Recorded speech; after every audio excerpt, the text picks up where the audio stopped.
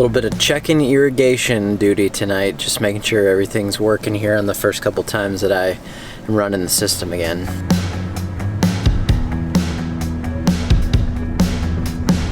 Today I figured we'd go over sort of a day in the life type of thing, just because I have a bunch of tasks to get done. Give you a glimpse into a little bit of what I might do on a working day. Usually start the day out with some email and getting back to any customer things that we have going on, checking with our vendors and the people who do the shipping of the products that we sell on the website, make sure that if there's anything pressing on that, I will usually do that right away first thing in the morning and look at the email. Talk with Kelsey about some things that are going on business-wise, and then I will get outside and start to get to the work for the day. First order of business today is I gotta water some grass seed. About the time that I'll get pressure all the way up here from the well is about the time that I'll be done watering this thing. So I haven't seen any germination in here yet. Today would be day 7. So the other thing that I did the other day was I took the aerator through here just to do some testing, but I let these cores get way too dried out and now they are absolutely hard as a rock. And so I tried to bring a drag through here, but it just doesn't work.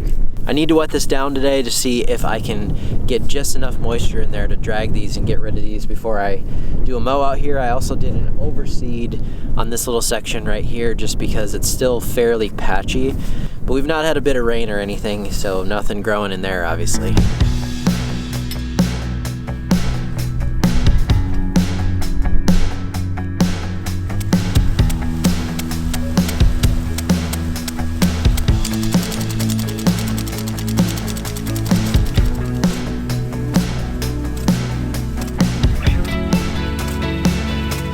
That sprinkler certainly shoots a long way, but it takes a long time to put out any significant amount of water with that thing just because of how much distance you've got. But let's go get to the next task and try to get something done while we're starting this watering.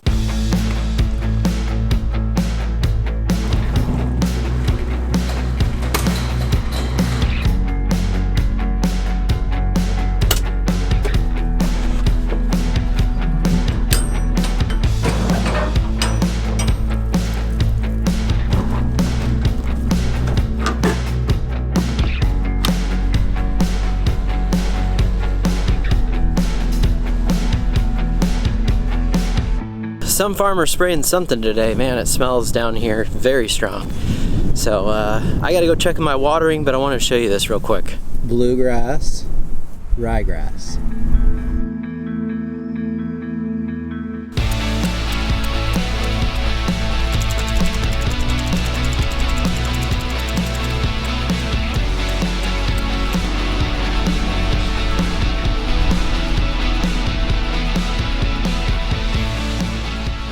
This is my Bermuda plot right here, which is pretty much full of weeds, so I got to get to that very, very soon.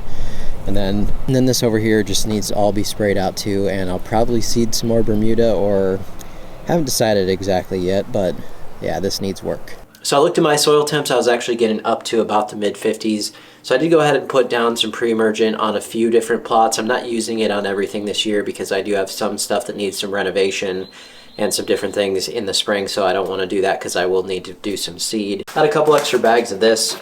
I think I got it at Lowe's last year, so I just put that down as far as the plots that I did want to do, but it's looking a bit colder next week, so I think the soil temps might go down again, but we're supposed to be in the 80s this weekend, so things are going to kind of fluctuate here.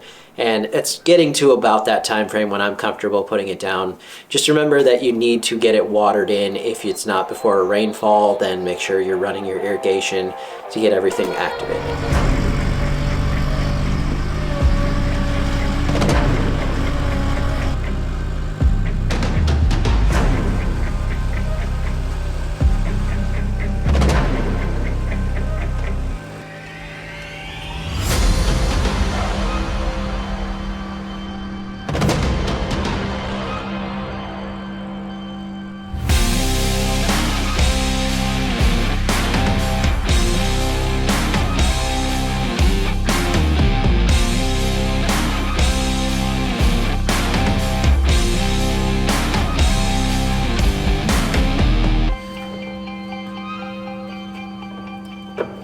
lot of times I don't eat lunch just because I'm out and about and I really don't even think about it, but I've been trying to get in some protein shakes or something about midday just because I've been burning a lot of calories with how much I walk and not necessarily replenishing all of those at night. So quick break here for that and then we'll get back at it.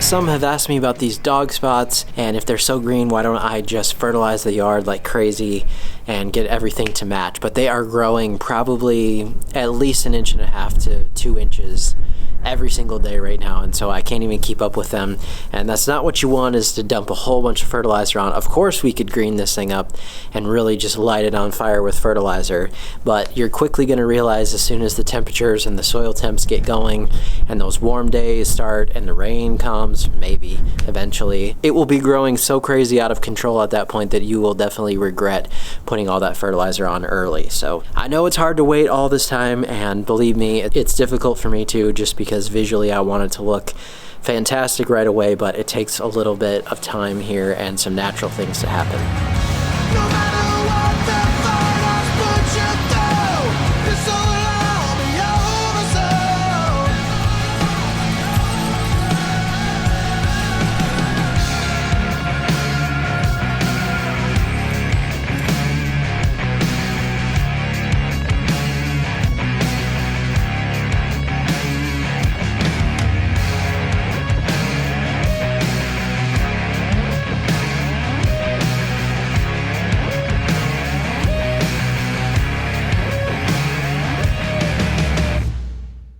Last fall, I had an opportunity to start a partnership with Exmark. So they're a Midwest company located not that far away, actually over in Nebraska, so not too far from here. I made a decision on a mower last fall, started using it and testing it, and my main goal with it was to be able to get in and out of the plots and do a bunch of different things down there. What I quickly realized is that it was slightly bigger than I anticipated it was going to be. The other thing that I learned was it was going to be much more difficult to change the height of cut than I anticipated. And I go through my plots and I change height of cut all of the time. And so that part was going to be absolutely essential. So I started testing and I just realized sometimes you get something and it's just not the absolute right fit for what you were doing. Nothing wrong with the machine itself. So sometimes you just have to go through and do that testing in order to figure out what you actually need. We talked about that during the winter time. I went over some things and told them a bit more about what I had learned about using that machine in the field, and then what I think was going to be more essential for me, especially now with this huge front yard that I have, and that is a zero turn. They were extremely kind about this and wanted me to have the right fit for what I need for my property. So we've switched this out to a Laser Z. I've used it one time so far just to get a little feel for it before we get anything on video, but today I hope to get another mow in out on the front yard. And I've been using a zero turn now for a little while, so I'm pretty comfortable, but this one just so smooth. I'll talk a little more about that when we get outside later and do some mowing. So that's why this thing is sitting in the shop right now and what I'm gonna be using out on that big field and a bunch of other areas this year.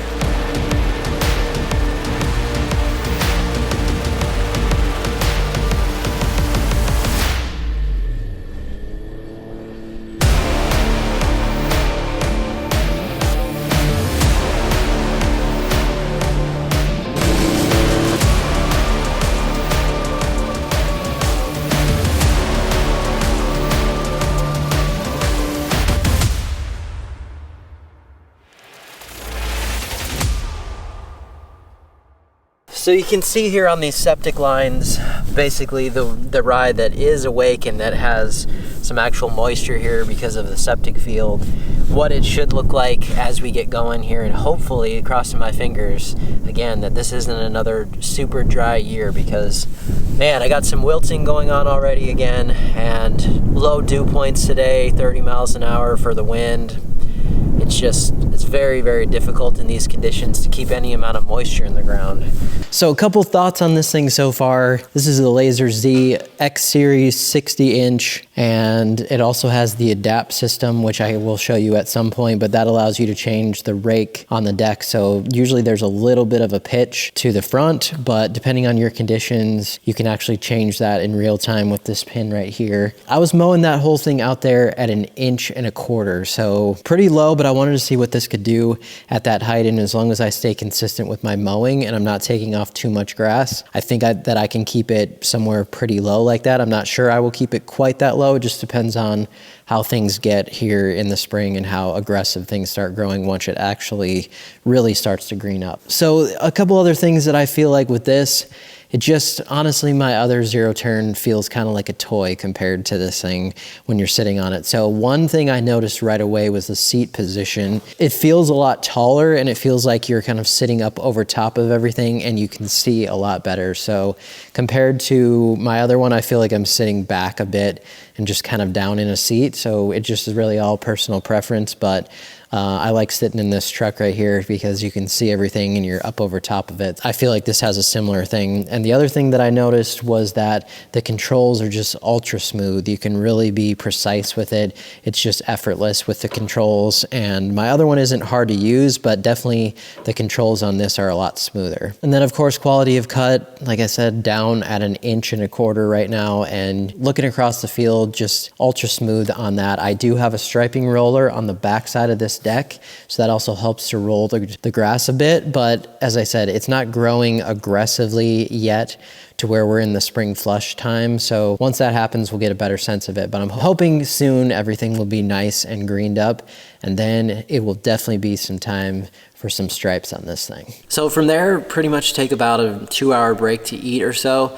maybe go hit a few golf balls before it gets dark, and then I'm usually back checking on my phone and stuff that I haven't done during the day, and back to my computer about 9 o'clock or so, and then editing or whatever I need to catch up on emails, or working on our online store and seeing what we need to do with that and what's been going on with that during the day. Probably head to bed about 1 a.m., sometimes a little later. Sometimes if I'm really editing for a while, I might not go to bed till 3 o'clock, and then I usually get up about 9 and get back at it. So every day is a little bit different in terms of the tasks that I'm doing, but as you can see, definitely pretty busy. I hope that was enjoyable to just see a glimpse of what I was doing today. Thank you so much for watching. We'll see you next time.